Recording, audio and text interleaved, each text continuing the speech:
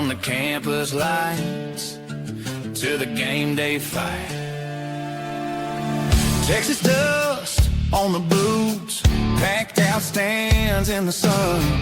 Every school has a story, every season has one. Turn it up, lean in close, hear that crowd start to roll. The Cory Hogue Sports Show, the Cory Hogue Sports Show. Big stories and real conversations, bring the truth, let it roll. The Cory Hogue Sports Show, the Cory Hogue Sports Show.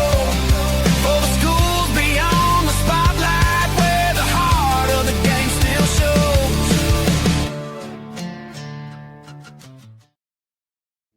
This is the Cory Hogue Sports Show, and this is we're at episode 7, July 24th on a Friday. Hoping to have Tremaine Jackson. He couldn't hear me, so we had a little technical difficulties. We're a couple minutes late starting. Hopefully he can get back in here and we can get that corrected and get him on. That would be ideal. But if not, we have him to talk because he had a video last week, of course. But I want to say first a thank you to all of you listening, whether you're listening on a podcast platform of your choice or watching on Facebook, YouTube. You can watch live on Facebook, YouTube, and Substack. If you've got comments, get them in. We'll get to them as the show progresses. And, we talk about real conversations, bring the truth, let it roll. That's what I talk about here. And today, that's what we're talking about. The first one's going to be with Tremaine Jackson here in a second. And then the next one is up on, we got to talk about it. And then a former MSU football player has been convicted of some heinous crimes, and the families and friends of the victims are asking for the head coach of MSU, Rich Renner, to be fired. And we're going to get into why. We got to have these real conversation, keeping it honest. That's what we do. And that's what this opening part is. You got to earn your wins, but your best effort, the right attitude, proper response, no quit, no excuses. You do that, and eventually you will be successful. Those are the keys. Win those moments, win those days. Speaking of winning moments and winning days, I hope sir, can you hear me? Coach? Yeah, I got you. Oh, awesome. Okay, we got the head coach of Prairie View A&M, Tremaine Jackson, joining us live. First off, Coach, thank you so much for joining us and giving us another chance. Sorry for the technical difficulties a bit ago. No, Cory, no problem, man. I think I was the technical difficulty just then. It might have been me. I am not I'm not a technology expert by any means, so I always think it's me. Well, the other day you posted a video on Twitter talking about the disrespect of the program, and it's something you've been talking about since you got there. The issue for you on this one was the THSCA, Texas High School Sports Coaches Association, didn't invite any of the coaches from your program to speak. And when you asked them why, they said coaches are invited based on last year's results. My first question, and this is one that, again, we got to keep it real. This is a true question. There was a time you made a statement about not building a program with 18-year-olds, and I understand it. I also think that got a little misconstrued, but that's getting brought up, and I'm curious your response. Yeah, so, as I said before, Cory, I'm a Houstonian, I'm a Texan. I've been a member of the THSCA since 2006 when I started coaching. Every time I've worked in the state, I've been to the convention. So I know what Texas football is. I know what that convention is. And I've had a lot of conversations with high school coaches about 18-year-olds, me taking 25 18-year-olds. And to clear it up, I never said I wouldn't take a high school kid. I said I wasn't going to take a bunch of them. And so for people to start getting on this, you said you weren't going to take 18-year-olds. I never said that. I said I wasn't going to take a bunch of them. But I don't know anybody who is taking a bunch of them. I was at Texas State with Jake Spavital. Jake Spavital we didn't sign one high school kid, but the Texas THSCA still asked him to speak at the convention. So I don't understand the narrative. We forget about the things that have happened before. Well, I don't, because I'm from here. Yes. And so I get it. The harsh reality of it was Abilene Christian was there. They won the conference, went to the playoffs. Stephen F. Austin was there, and they spoke, won the conference, went to the playoffs. Tarleton was invited. They won the conference, went to the playoffs, but they had media day. Lamar spoke from the FCS. They went to the playoffs. So what the people, I haven't spoke with anybody on the executive board at the THSCA, but I have spoken to people on their regional boards and their high school boards. So when I was told that was a criteria, it fit, because all four of those teams on the FCS level either went to the playoffs or won the conference. Yes. Our volleyball coach at Prairie View A&M won the regular season conference. She spoke at the convention. Yes. Two people on our basketball staff, from what the regional guys told me, were called and invited, but it couldn't work. So you know how to get in touch with Prairie View A&M. You just chose not to get in touch with Prairie View A&M football. Exactly. And there's only one reason. There's only one reason why you didn't get in touch with Prairie View A&M football, and it's because you don't respect our ball. And I'm not gonna get off of that, because I used to sit on the other side when I was at Abilene Christian, when I was at Texas State, and I heard what people thought of HBCU football, and I used to be the guy to defend it.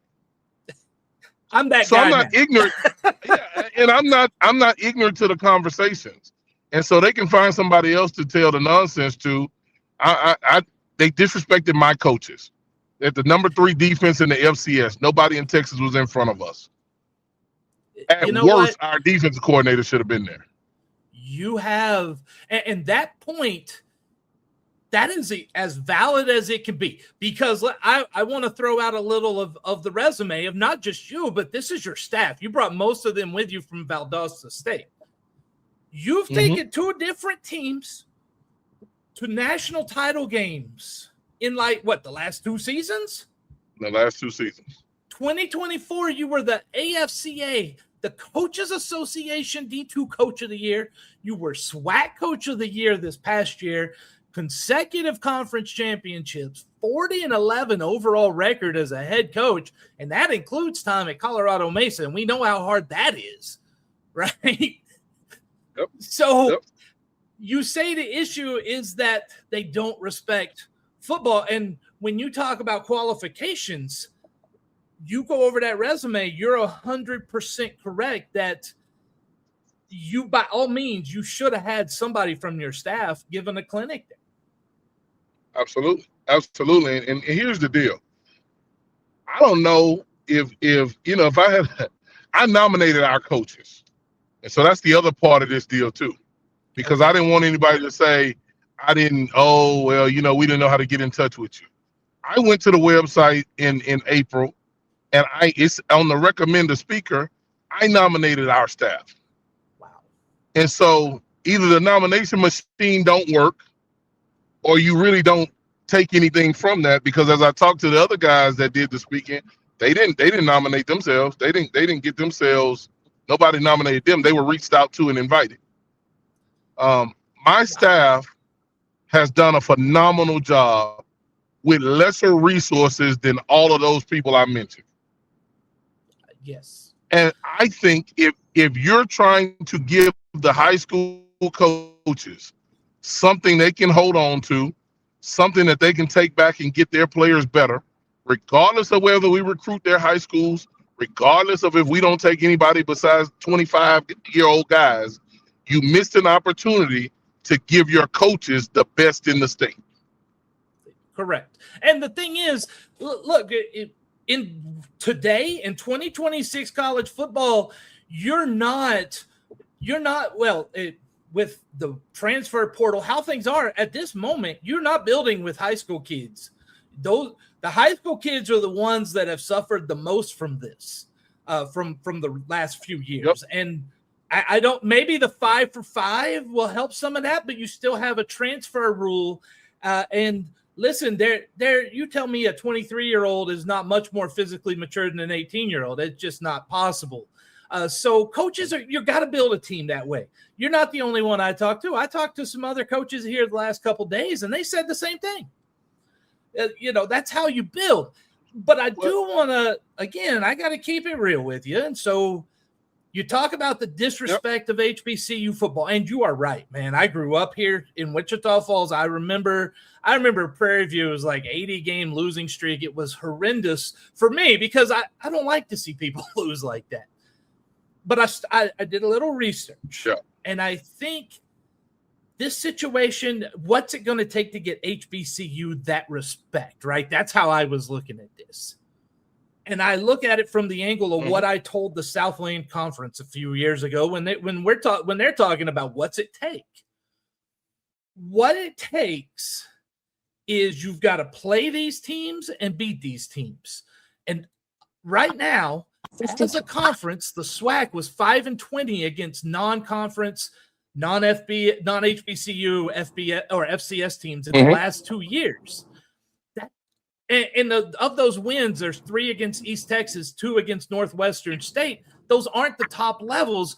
You've got to be very competitive or at least win more of those games, in my opinion. Absolutely. I totally agree with you, Cory. And that's why we've scheduled Tarleton State. That's why we've scheduled Stephen F. Austin. We're playing Baylor. Man, I didn't come from another HBCU. I came from a place that would whoop everybody besides Fair State. Those are the only people we didn't whoop. And so my whole thought process is different than others in our conference, than others in black college football. I don't want to be a black college coach. I'm just a college football coach that coaches at a HBCU, and I'm proud of it. And I chose to come to a HBCU. I didn't have to come here. I had other options on the PWI side. And so, but because we came and we're here, then you know who we are because we've probably beat you before. So don't put us in the category of whatever you thought this was. At least give us the common respect that, man, these guys can coach. And here's why I say that. We've won 10 plus games the last 3 years as a staff. Yes. We've been in the top 5 of defensive categories on every level that we've coached on the last 3 years. We've spoke at clinics across the country. People come to our practices to see what we're doing. So don't disrespect us because you think our school is something. And really, quite frankly, Cory, they know better. They know how we get down. They do. And I know this is a part of this as well. And when we keep it real, we got to talk about it. You cannot say that race doesn't play a factor with some of this. Not saying it's a racist, anything of that nature, but it is in the South and in where I still live, I meet many of people who still don't see HBCU as anything other than the other universities that were started around, during the civil rights era. Absolutely. And that's not the correct view. Well, and here's my issue with that. If it is a race deal, which I don't know if it is or if it ain't, I sure see a lot of brothers running, catching, jumping, throwing in the Power 4. So you can't like us on one side, not the other. Yes. Either you like us or you don't. either you believe in our athleticism or you don't. And let's get a bunch of Caucasian guys, Texas versus Texas A&M. See how exciting that is. I bet you're gonna want some of us. and so it just is what it is. So I don't really think I'm not playing the race card. I'm playing the respect card. Yes, and I'm not saying you're playing the race card either. Yeah, I know. Yeah, no, I know what you're saying, but I have seen some comments of he's playing the race card. I'm not playing the race card. I'm playing the respect card. You don't respect our ball because of what you said, because we're 5-20. Well, I wasn't here then. Yes. I'm 1-1. We beat Northwestern State. We lost a close one to UTRGV, which is a really good football team. And they beat some others that look like them. Bingo. And so for us, give us an opportunity to get our program in place. In year 2, we're going to play number 5 in the country, and Stephen F. Austin is going to be somewhere in the top 10. Yes. And we're playing them early. Yes. And so we're going to find out what we are. And this is why I love speaking to you. By the way, you're the first guest ever on the Cory Hogue Sports Show, and I am so happy that it is you, because when we discuss stuff, man, you understand, you know the secret, the keys to success. It's not a secret. You know what it takes to be successful, and you implement those with such consistency. 3 years of at least 10 wins, 2 consecutive national titles. But here's the problem. They don't know it. Those dudes aren't keeping track of D2 football. All they know is he had 1 good year. Let's make him have another good year. I think that could be a part of it as well, because they honestly don't know how good you were in D2. Yeah. Yeah, the same can be said for the other FCS schools in our state. There hadn't been a lot of consistent champions around here. And I've been at some of those places. I was at Abilene Christian when we were coming into Division I, and 6-5 was the best season that they ever had, right? And so at 6-5 after the 18th season, I ended up leaving, but I got more calls to speak on 4-3 defense because we had a 6-5 season. Yeah, we were 6-5, and we got a lot of calls to come speak at all these different conventions. And so I think people respect what they're familiar with and what they want to respect. And I understand it. All I'm saying is, don't set a criteria. I'm not asking for DEI. I understand what the state believes on that. I'm not asking for any special favors. But if your criteria is your criteria, then why? I really had a question. Why didn't you call us? Why didn't you? Yeah, why didn't you call my offensive coordinator who averaged 30 points a game? Why didn't you call my DC? Tremaine Jackson has no desire to speak at the Texas High School Coaches Association convention. I've done it on the highest levels of the American Football Coaches Association. So I don't have to do it in Texas. I've done it in America. Yes. And so, but my coaches deserve that. And your coaches deserve to hear from the best. And that's all I was saying. I've watched them fly Kirby Smart in here. I've watched them fly Lincoln Riley in here. I've watched them fly all these people that you see on TV, and the guys that they have in high school, in Texas high school, don't have the consistency of players as people from Georgia, Oklahoma, USC. They don't have, it's not 14 5-stars on one team. Yeah. But Prairie View A&M probably has a little bit closer product than what you have in high school, because we've had to assemble guys from all these different places, and we really still have to coach somebody. Yes. And you know how to evaluate and coach and build them up. And that's why I think I want to transition quickly into your team this year. Because, listen, I get the attention right now. All attention when it's dead summer sports time is great attention for people like me, right? But I also know that you guys are focused, and I want to hear what Prairie View is going to bring to the table in 2026. Yeah, Cory, we got 2 different schedules in one, right? And this is what I told our team. When we got here, we said we wanted to be a premier elite FCS program. In order to do that, you have to play premier elite people. Yeah. And so we've got our non-conference schedule with Tarleton and Stephen F. Austin, Baylor, East Texas A&M, and that's our national respect schedule. And then we've got our schedule that gets us to our national championship, which is the SWAC schedule, 5 West games, 3 crossover games. We're looking to play in the SWAC championship. We really believe that if we beat Prairie View A&M and not allow ourselves to go out here and beat ourselves, then we'll have a chance every week. I don't know. We got a lot of new guys, Cory. I don't know if anybody can play, just like I didn't know if anybody could play last year. And we won't know until we play somebody else. But what I do know is what we put in our kids and how we go about our business And everybody always talks about culture. Our kids, the culture in our program is run by the players now, and I manage it. And it's so much better today than it was a year ago. And we're not 100%, but I don't want to play against our kids because I think they'll strike you and they'll claw your eyes out. We might not win the game, but you're gonna leave with no eyes because we're gonna try to beat the brakes off for you. And that's the mentality in our building. And so That's why you win. It is. And that's why I love how, because when we talk about it, you get it, right? And not every coach gets that recipe. You know, they just don't. And I do not, this is not bloviating at all to say that in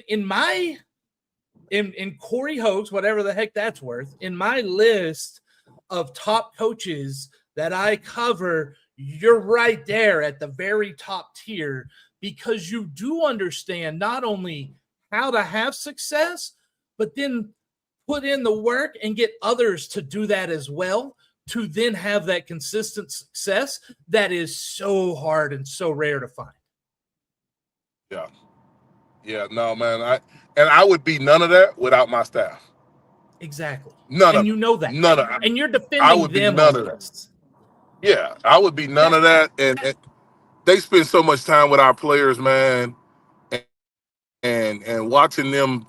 You know, people always think because we have transfer guys, we don't have to develop them. That's one of the biggest lies out there, right? Like there's a lot of guys we get from the Power Whatever conference that don't even know how many people eligible in our game.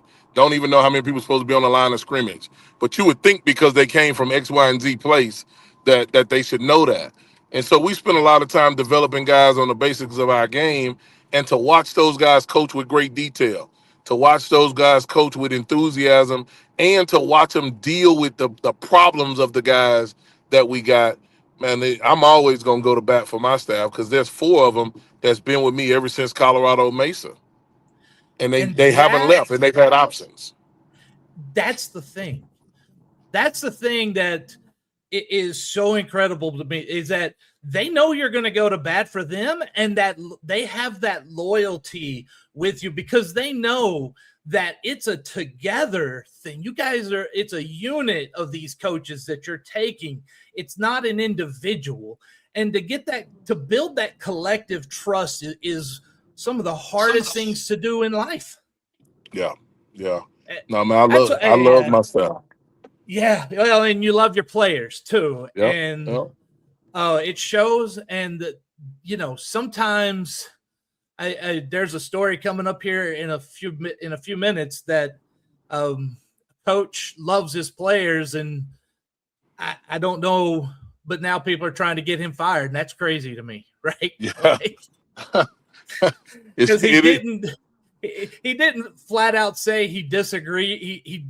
That he didn't condone the crimes that his former player had committed. Look, if you think he condones those, that's crazy in my opinion, but that's just me. That's just you. But hey, Tremaine, thank you so much for coming on. I truly appreciate it. And I wish you the best of luck this year. Hey, quickly though, if you go through this early schedule and you come out on the other end with maybe just 1 or 2 losses, you run the SWAC FCS playoffs or national championship game? We're gonna go to the Celebration Bowl. I love it. We got to fight. We got to finish, man. And that's very important to the guys that came back. And so we're going to make sure that we get that done for them and for the ones that wasn't able to get it done. So we look forward to talking to you again, man, in around Christmas time with a trophy.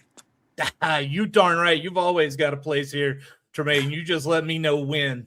And thank you so much for being here, man. Thank you, man. Go Panthers.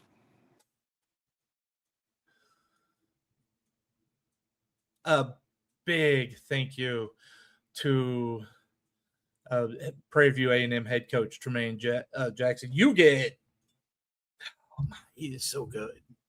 He is so good. You get nothing but the truth from him.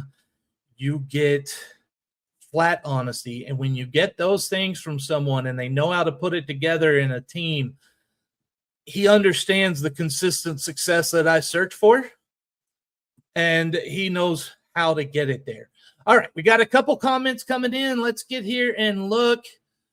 This one is watching on YouTube. Let me get my screen up here a little bit so I can see it. Cory and Coach Jackson, Prairie View was definitely disrespected, but it won't happen next season. Hopefully I can catch a PV game this season. Jay Washington said that. Hey, thanks, Jay, for watching.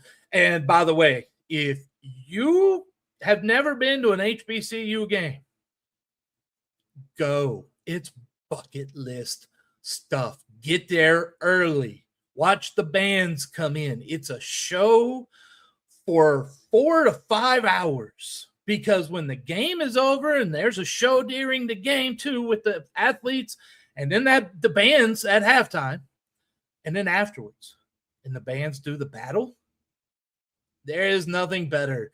There's no environment like that. You've got to experience. It is so much fun. Brings joy to football. Those are really the most fun games you have. When you've got so much involved and the fans are involved. And if you're in the Houston area, Texas Southern's homecoming game is at NRG. Plenty of room. Go. Telling you, you will not be disappointed when they play Southern. There will be a lot of people there. General Sam, he watches March to the Pod. Thank you, sir. As a Sam fan, Coach, you was preaching. Yes, he was, and that's what he does. That's why I love Tremaine. That's why I love having him on, talk to him, because he's what I think all of us need to strive to be. We are who we are. We are who we say we are, and that's what this show's about. Keeping it real. That is it. I'm keeping it honest. And I want people, sometimes you might, not every coach is that way a lot of times with it, but this guy's not afraid to say what comes on his mind. He's not wrong. He's not wrong. And you may not necessarily agree with how or some of that, but make this very clear. This man is doing one thing and one thing alone. He's not trying to stoke any race-baited hate stuff. Never. This is about his staff. This guy, you want to send your kid to someone who's going to take care of them, send them to someone who takes care of their staff and puts them first, because that staff is then going to put your kid first. That's where you want to be.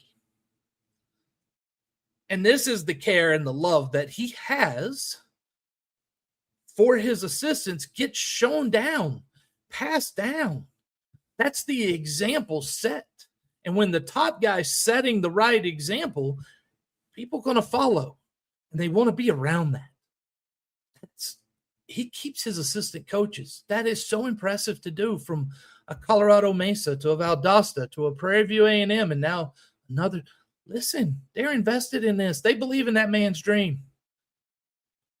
And I'm not going to predict any national championships yet, but I think the HBCU is well within their grasp this year.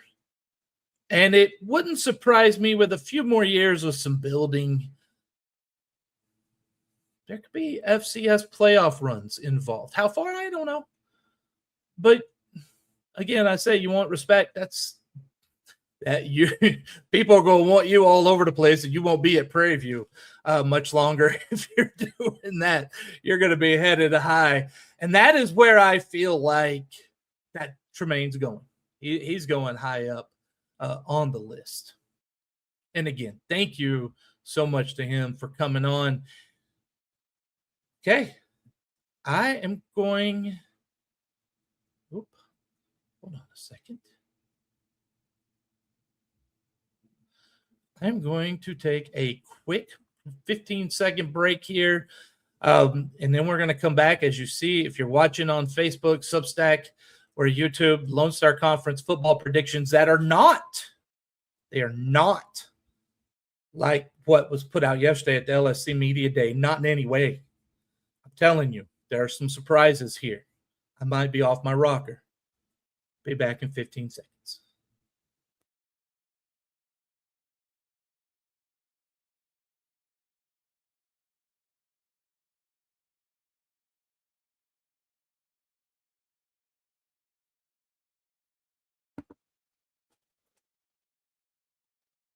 Okay. Thank you for waiting through that. General Sam, watching on YouTube again, says he could come to Sam if Longo doesn't work out. Let me tell you, sir, I had Jason Eck was my choice last time, and he went to New Mexico, and he's going to do great things there. He's on his way up. Tremaine Jackson's that territory. He's going to win. It doesn't matter where he's at. He's going to win. And if someday March to the Pod can interview him on there because he's the coach of Sam Houston, I would absolutely love that. He is welcome anytime. I learn and feed off that energy. It's very infectious.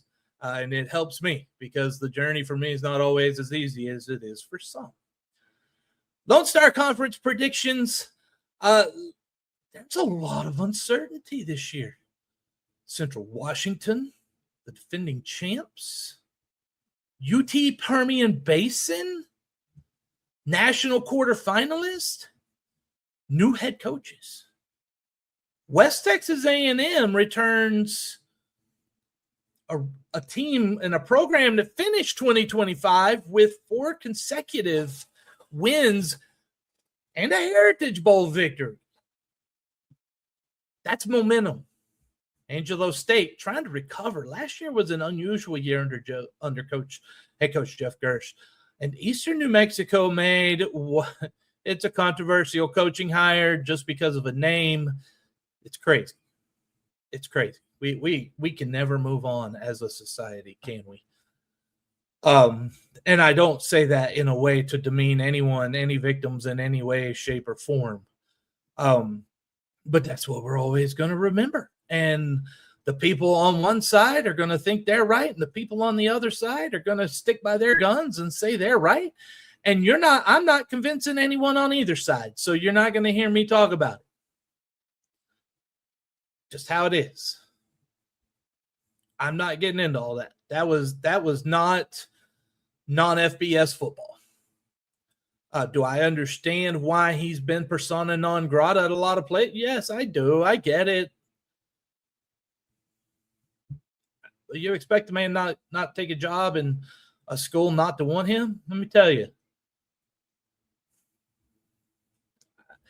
I'm not giving ahead a preview here because I really don't think a whole lot of this year yet.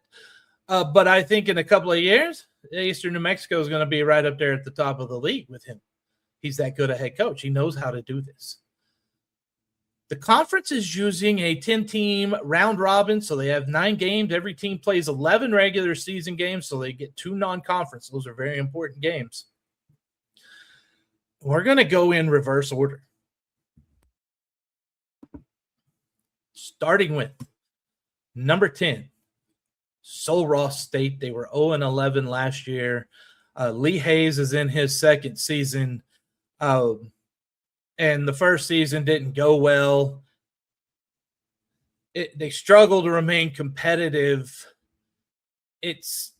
Listen, this has nothing to do with Lee Hayes' ability to coach football.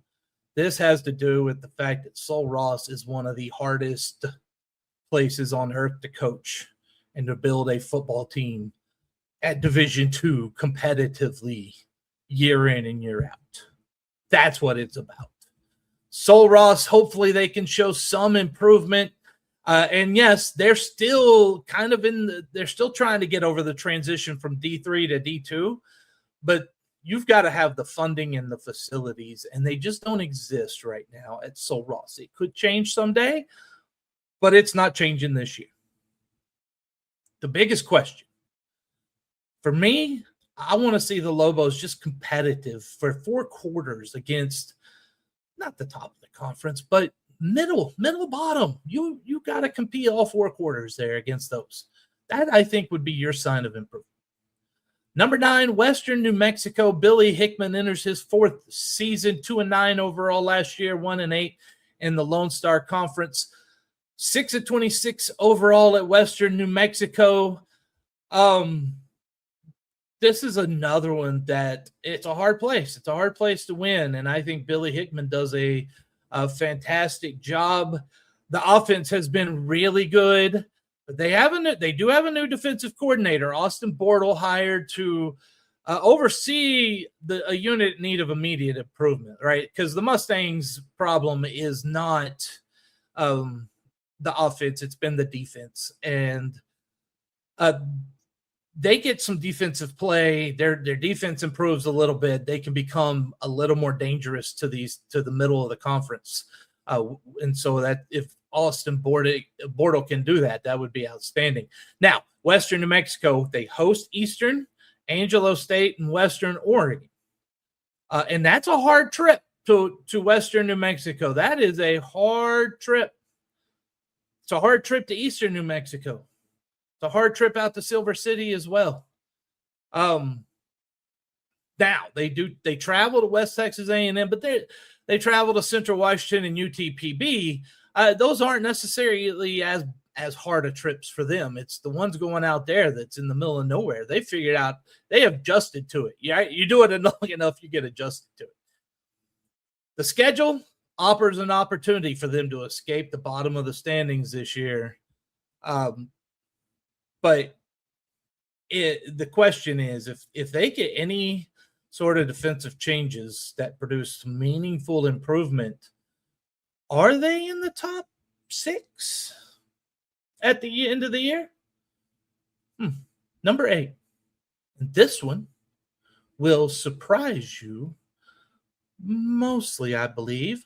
UTPB. Chris Softly enters his first season. He has a tremendous high school record, 101-22. Last year, the Falcons were 11-3 overall, 7-2 in the Lone Star Conference. They went into the playoffs. It was a national quarterfinal team, but almost none of that infrastructure built from the previous staff is there anymore. And Softly comes in from the high school ranks.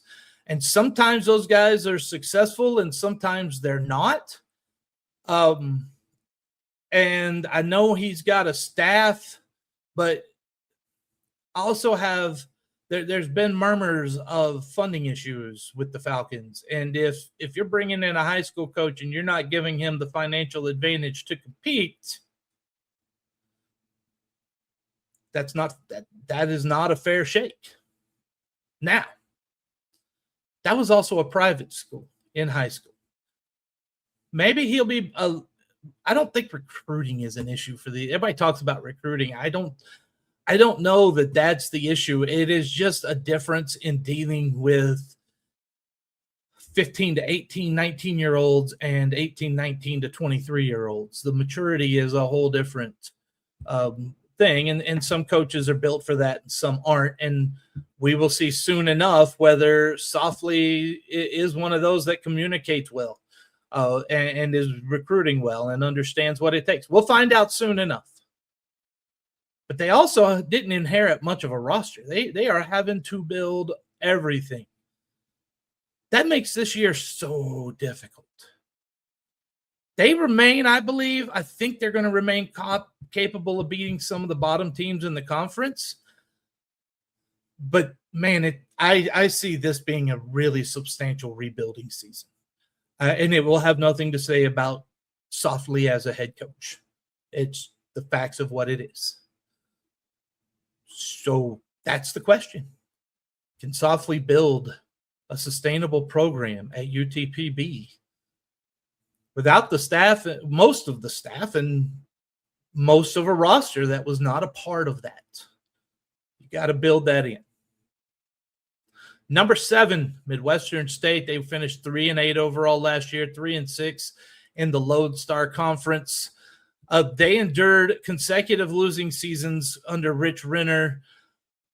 They are still physical defensively, but let's be clear, the problem with MSU is inconsistent quarterback play, and then that creates an inability to generate explosive offensive plays.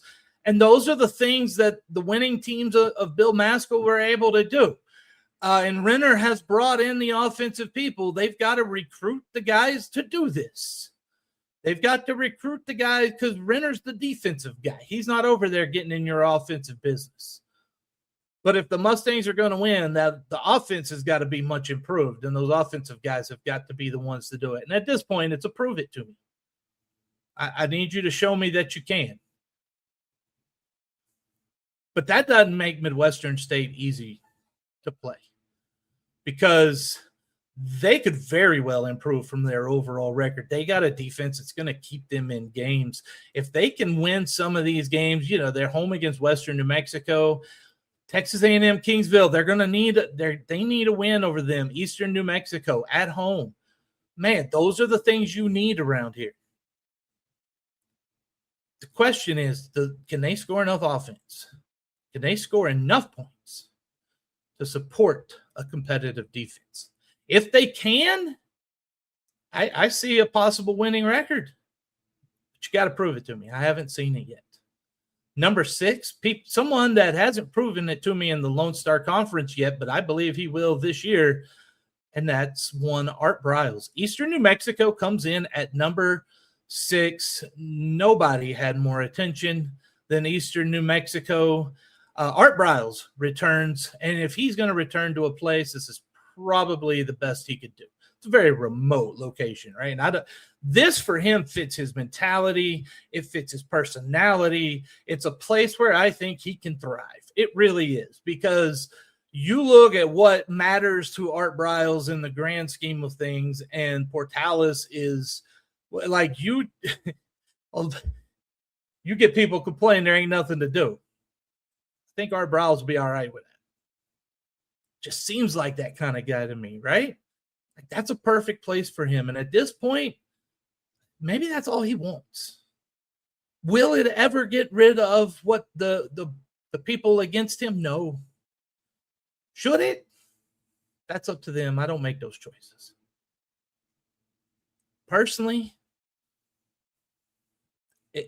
does it affect my trust level at some point? Of course. I'm a human. I'll hold it against the man and what he does in football at Eastern New Mexico right now as a professional? No. As a professional? No. I would never. And that's the thing. I would never hold that against him as a professional, which means on the personal level, I don't hold it. I don't forget. I don't hold it. And we know why. Our Briles thing. I'm not getting into all that. But the Greyhounds had 3 consecutive losing seasons.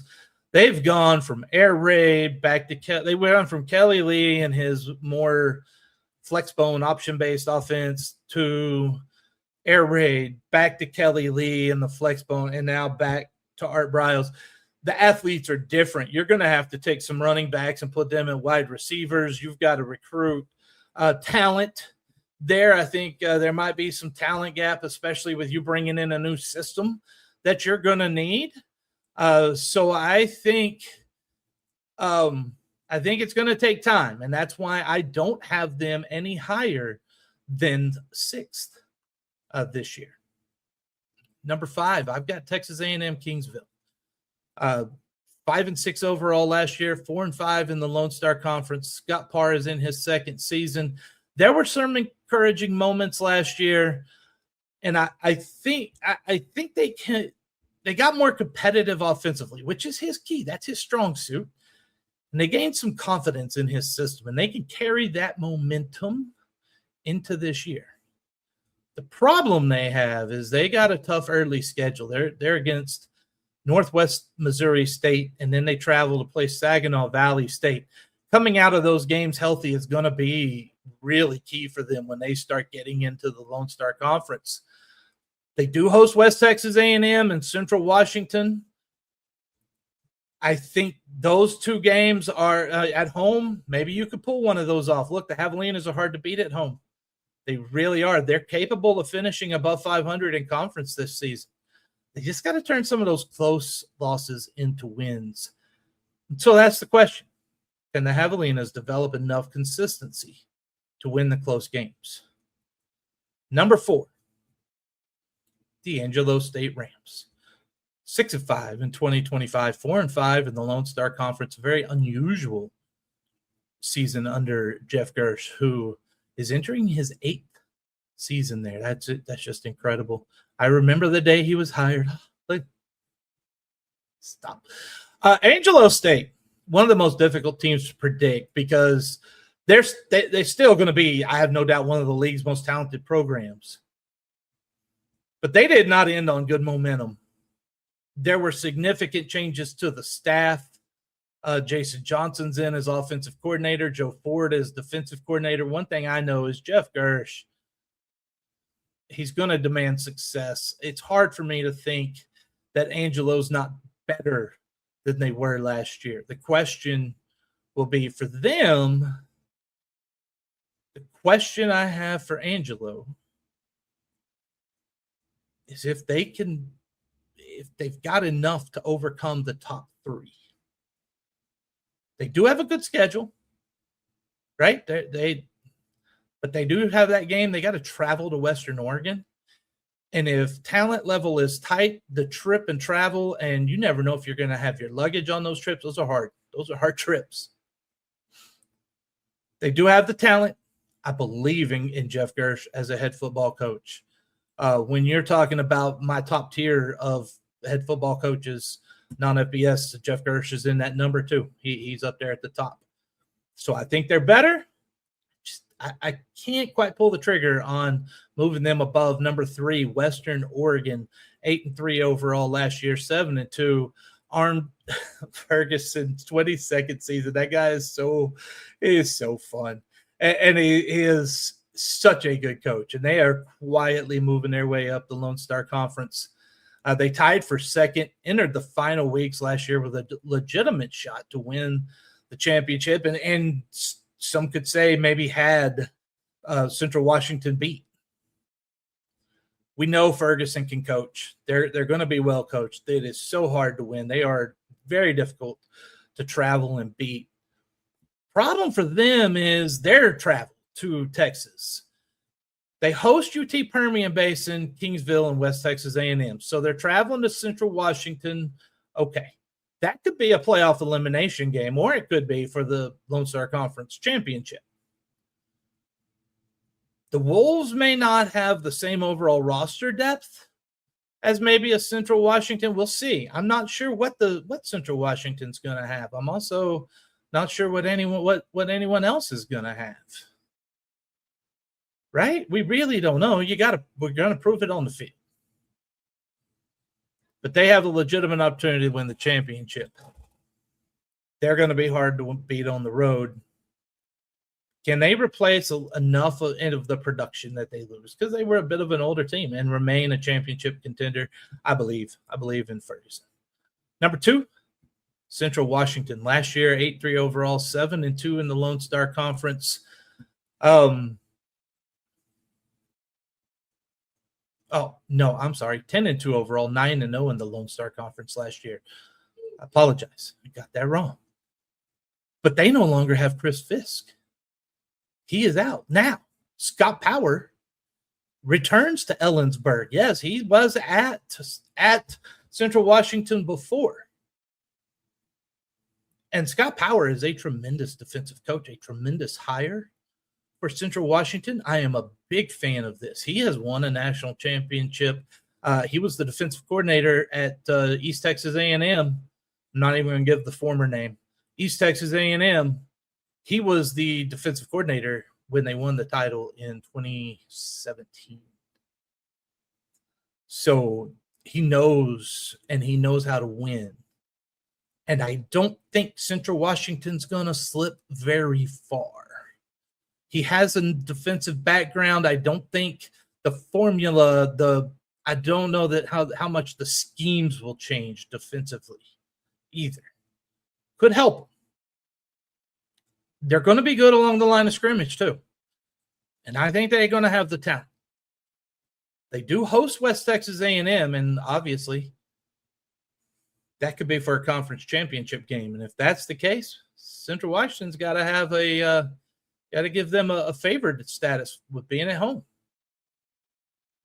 They also host Kingsville and Western Oregon. Now they travel to Angelo State. And listen, that's not easy travel for these teams because they fly into Dallas-Fort Worth and then they bus it from DFW to Angelo and then back. They go to Eastern New Mexico. Guess what? Where's the closest major area? They go to DFW and they bus it. UT Permian Basin, DFW, and they bus it. That's why that travel's so hard for those teams.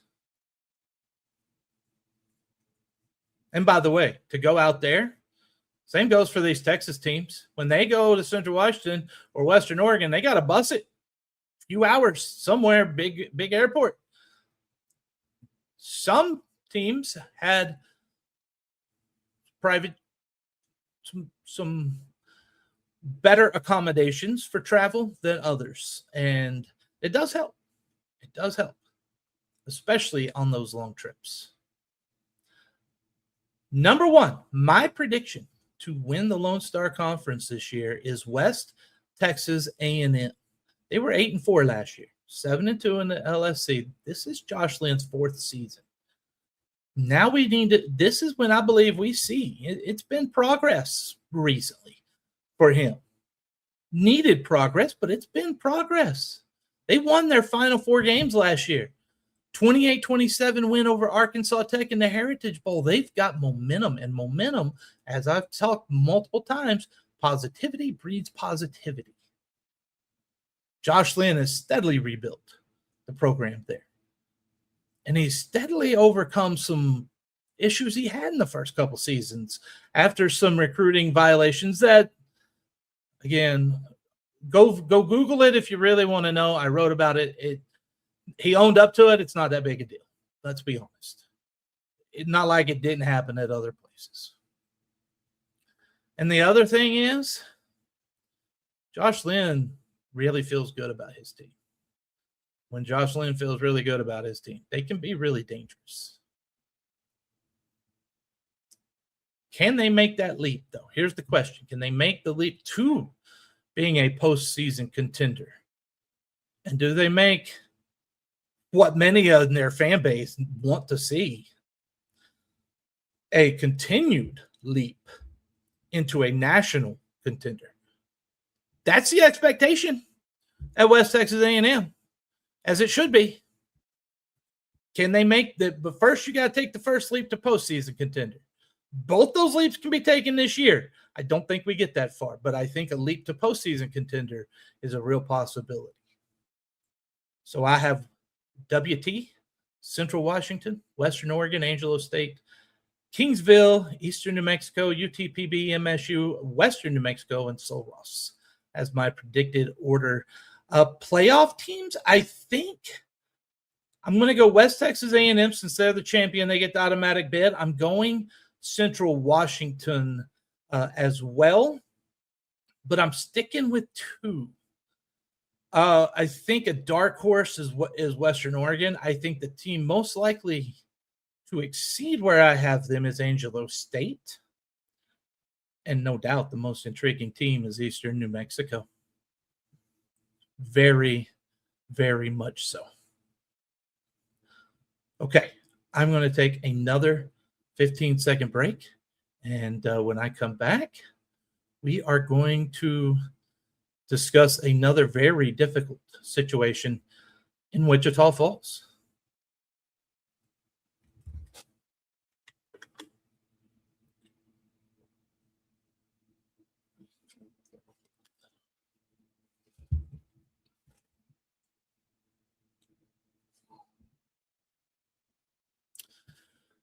Thank you for staying with me. I apologize. Hey, if you would rather hear like an ad or something during that, and you know people who do that stuff, because I don't really go out and look a ton to get advertisers and stuff. It's just not something that I exceed at all. And so if you know people, send them my way. Cory Hogue Sports, CoryHogue Sports @gmail.com. Thank you so much again for being with me today. This is a long show, and I do apologize for that. But at the same time, a lot of stuff that we need to get to, including this story. Haven Watson, former MSU football player, was convicted a few days ago on 4 counts of aggravated sexual assault and 1 count of burglary of a habitation with intent to commit a sexual offense. He was sentenced to 4 consecutive life sentences for the sexual assault and another life sentence that runs concurrently for the burglary of a habitation charge. It is heinous. It is wrong. He was a player at MSU during the time, and I do remember a private conversation I had with Coach Renner. I was usually going there about every Tuesday after practice, and I remember broaching that subject a little bit, and all he said, from what I remember, you could just tell it wasn't good. And he made clear there was no defense of what he was charged with and now been convicted. Accused of at the time, charged, now convicted. It's now sentenced. The problem is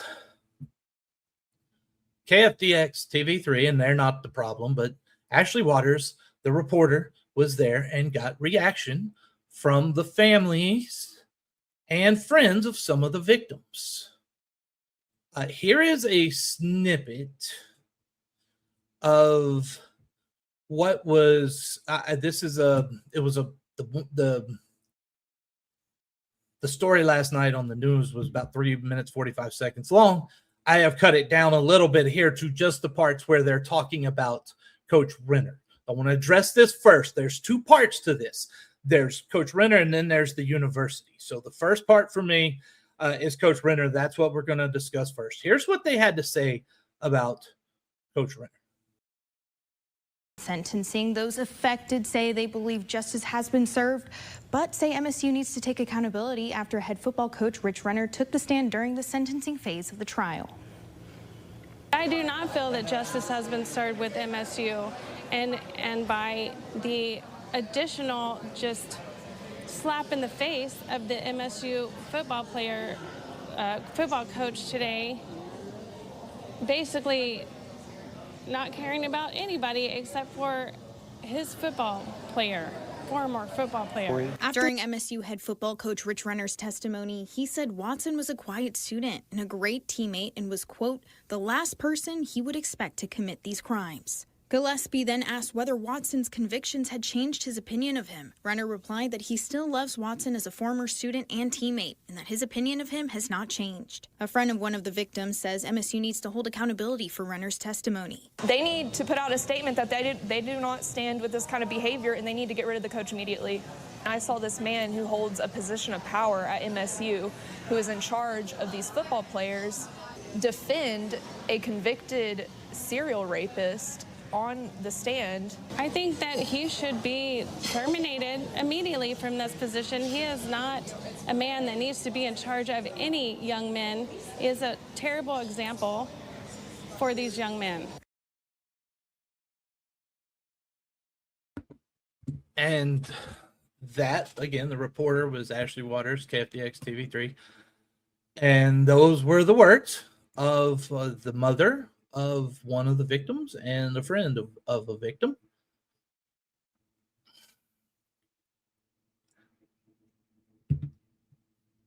These are real conversations. These are hard conversations.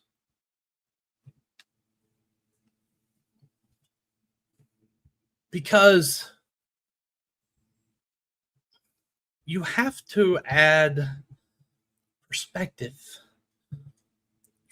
It's so hard to take that step back. And am I surprised that the victims and the victims' families and friends have not taken that step back to find perspective? You darn skip. I am not surprised. I wouldn't either if I was in their situation. I would not. That is not saying that I think where they want that it's necessarily valid when put into a perspective of what was actually happening. You have to break it down to what was going on. And what got people riled up was, okay, if you've ever been in a court and you have had attorneys, they tell you to be brief, right? And so what was this? This was the sentencing, the punishment phase of the trial. So the defense, they are there to defend and try to get their guy as little a sentence as possible. So they asked Coach Renner to be a character witness. Let me explain something to you. In a college locker room, when you send your kid to a place, you want to know that coach treats them like a kid, like one of their own children. We've been over that today. That's what you want to make sure. Because, those coaches, those assistant coaches you love on that staff, they're loving on those kids. They're going to treat them. You want them to treat them honestly, just like you would treat your kid. And in that case, this case here, Renner was called to the stand to testify for the defense on the sentencing portion. Now, I understand the victims and the families and all this. Look, these emotions are high. They are raw. They are real. They are not wrong. They are right. You cannot tell them their emotions are wrong. I cannot fathom what would happen if something happened to my daughter. And the thing is, there's other parts to this.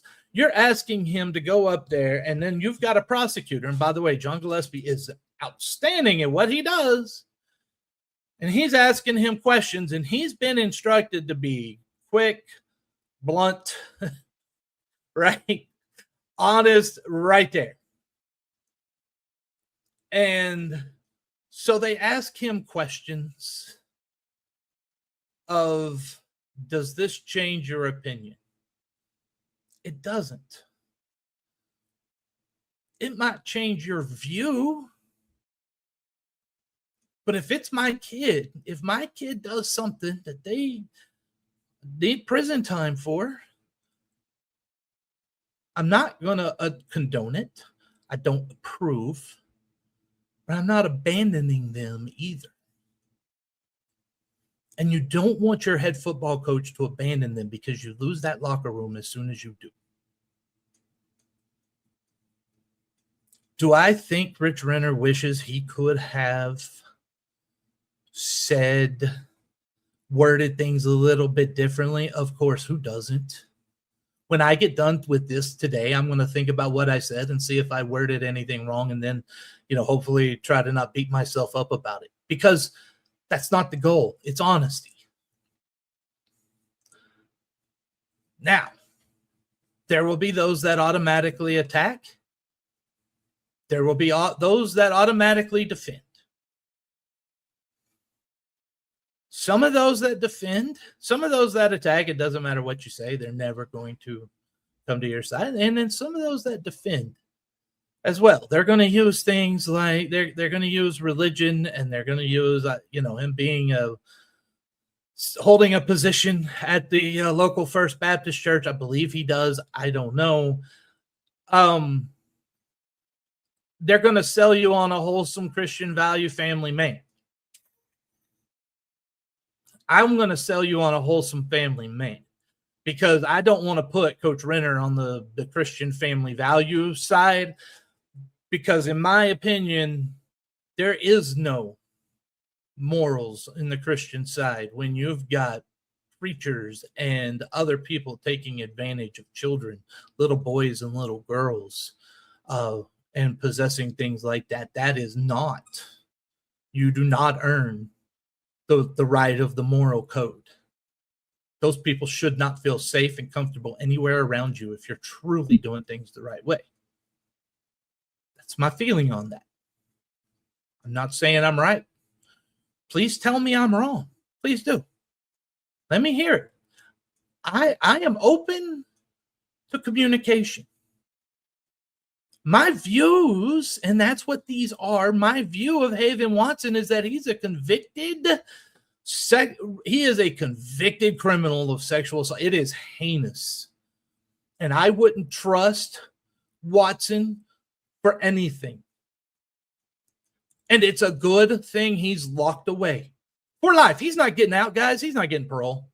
He ain't getting out. Justice was served for him.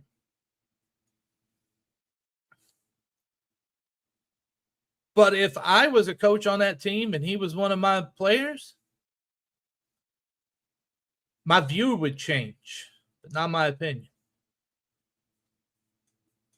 I can tell you from all of my dealings, if I had to put a tier of most honorable men that I have met in the non-FBS coaching ranks, in that top tier is Rich Renner. In that top tier is Rich Renner, because he is tremendous. And that is that part. I do not think he should be fired for this. I don't think they need to put out a TV report for this. I am not attacking the victims. I'm not attacking who spoke out, because they're right to be upset. I get it. I don't, but I do. As much as I could without being in your shoes. I'm empathetic to this. And that's why at the same time, I'm going to tell you that MSU needs to be held accountable. And for what they need to be held accountable for is another part of that report from KFDX TV3 that I clipped. Listen to this. Families of the victims say they have concerns about the way MSU handled this situation. The initial criminal act, that they did not provide safety for the students. They were advised to take the names off the doors of the residents there, and they refused to. And in doing that, they contributed to the second and third assault that happened on campus. If that is true, I don't know. I am not an attorney, and I am not playing one, and I don't become one when I sleep at Motel 6, Holiday Inn, something. I don't become one overnight. So I don't know. But if it is true and there is a case to be had against the university, they should be held accountable for that. If you're advised for the safety of your students to take down the names off the doors after one assault and you don't, and that helps, and you can prove that helped lead to the second and third, you got to be held accountable somehow, some way. How it is, I don't know. That's not for me to decide. That's just my opinion. I think the school should be held accountable. Okay. Enough about that stuff. Thank God. Let's talk about something else that happened today. Couple of quick things, and then I'm going to get out of here. LeBron James chooses the Philadelphia 76ers. He is teamed up with Philly next year. Now, you're going to hear everyone give their opinion, so why won't I give mine? And I want to hear your opinion. Let me know yours. Again, we can talk about these things. I am curious. I have heard already Charles Barkley on Stephen A. Smith's show when I was driving back and forth from Sunshine's vet appointment. I heard Charles Barkley on the Stephen A. Smith show say that he has them as the favorite in the East over the New York Knicks, the reigning champion. And I see a lot of people putting him there. I am not. I am not putting him there. I'm not putting the Sixers there yet. Just because you put a lot of stars together does not mean that that's going to be a good team. We saw that with the Miami Heat before they had to learn to play like a team. Who's numbers 1 through 4 on Philly? Who's on touches? It's going to matter. I don't know that they win this next year. I'm going to predict no title for them this next season. they're going to bow out in the playoffs. They're going to make playoffs, but they'll bow out in the playoffs because I just don't think you can build that cohesion that quick. I don't know. They could prove me wrong, but I know how big their egos are. That's my opinion about that. The Tour de France. What a tremendous Tour de France this has been. But there is one thing that I noticed today that I have to admit, and that's Tadej Pogačar is going to be the greatest cyclist that of all time ever. Definitely the best that I've ever seen and witnessed. His ability to just crank it up the mountains at 30 miles an hour out the West after climbing all day. It's insane. He's got an over 8-minute lead. He's over 8 minutes, and he won today. Incredible. Now, the race, though, is still on for the podium. Evenepoel's got about a 2-minute, 31-second lead over Isaac Del Toro. Now, here's the thing. Tadej has an 8-minute lead over Evenepoel. The yellow and the is pretty much sewn up. Del Toro's a teammate, and the UAE does not have many teammates left. They are having struggles with health. Wellens might have been dropped today. I'd be surprised if he did make it if he starts tomorrow. They've got a sickness going through their team, and it's not good. So first off, you got to keep Tadej and Isaac and the other members healthy. But Tadej getting himself such a big lead today and building that cushion may help him bring El Toro help get Del Toro up too and be a teammate. I could see him doing that. I could see Tadej being that teammate. Now, honestly, he really seems to be that good. It'll be interesting to see if that's the tactics they take to keep him on that podium, because 24 seconds behind him is Paul Sykes. And that's the guy who's got everything. Decathlon, CGM team, he's got everything to lose right now, or everything to gain, nothing to lose. If you finish fourth, you're finished fourth. If you can get up on that top three on that podium, that sponsor is so happy. And they will go for that as a team with whoever they have left in their team as well, because it does get thin pickings this time of the tour. But they will go for that. And so I'm curious if Pogačar went so hard today so that tomorrow he can go help get Del Toro through what is another brutal mountainous stage. And if he can't, and if he does, just adds to his level of greatness. Really does. Thank you so much. Thank you. Oh, huge thank you. Prairie View A&M head coach Tremaine Jackson. Thank you to everyone who was watching and listening. If you want to find me and you haven't seen it yet, and you CoryHogue Sports, that's what you search for. At Gmail, if you want to email me, let me know what you think. Let me know what you want. Let me know what you want to hear about. I'm here for you guys and not for myself. That truly is. Thank you so much. Be back Monday. Have an excellent weekend. Stay blessed.